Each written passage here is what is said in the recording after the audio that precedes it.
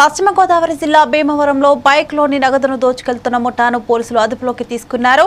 Sub register కార్యాలయం వద్ద తనిఖీల్లో భాగంగా పట్టుకున్నట్లు డీఎస్పీ జయసూర్య వెల్లడించారు.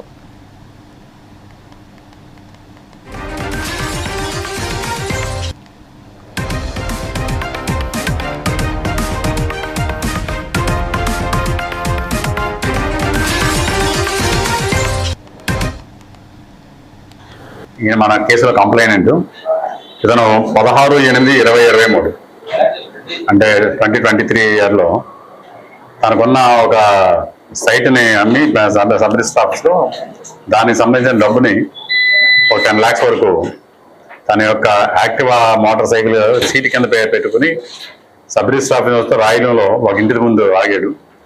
ఆగి తన ఇంట్లోకి వెళ్ళి బయటకు వచ్చేసరికి మళ్ళీ ఇంటికి వెళ్ళి చూసుకునేసరికి ఆ యొక్క క్యాష్ ఇంట్లో ఆ సీట్ కింద మోటార్ సైకిల్ కనపడలేదు. దాని నిమిత్తం అప్పట్లో case two town police station crime number 148/2023 under section 379 IPCగా కేసు నమోదు చేయడం జరిగింది. అప్పటి నుంచి కూడా ఆఫీసర్స్ దీని మీద శ్రద్ధ పెట్టి చాలా ఇన్ఫర్మేషన్ గ్యాదర్ చేశారు. రీసెంట్గా మన ఇన్స్పెక్టర్ కాళీ చిన్న గారు వాళ్ళ యొక్క team Israel and other constables అందరూ కూడా దీని మీద ప్రత్యేక శ్రద్ధ పెట్టి మన క్రైమ్ మీటింగ్స్లో కూడా వీటి గురించి అడిగారు. డిక్కీ అఫెన్సెస్ గురించి ప్రత్యేకమైన శ్రద్ధ పెడితే దీంట్లో బిట్రకొండకు సంబంధించి ఇది ఒక హ్యాబిట్ అఫెండర్స్ ఉంటారు. బిట్రకొండ అంతా ఈ యొక్క డిక్కీ అఫెన్సెస్ అవి చేసేవాళ్ళు రైల్వే అఫెన్సెస్. ఆ ఏరియా చెందిన పీట్ల మహేష్ తండ్రి పేరు మోషే అలాగే బెంజమిన్ వీరిద్దరూ చేసినట్టు మనకి సమాచారం క్రెడిబుల్గా తెలిసింది. దీని మీద ఒక టీం సెపరేట్గా ఫామ్ చేసి Kali Charan and inspector and Israel వాళ్ళ పార్టీ విజయ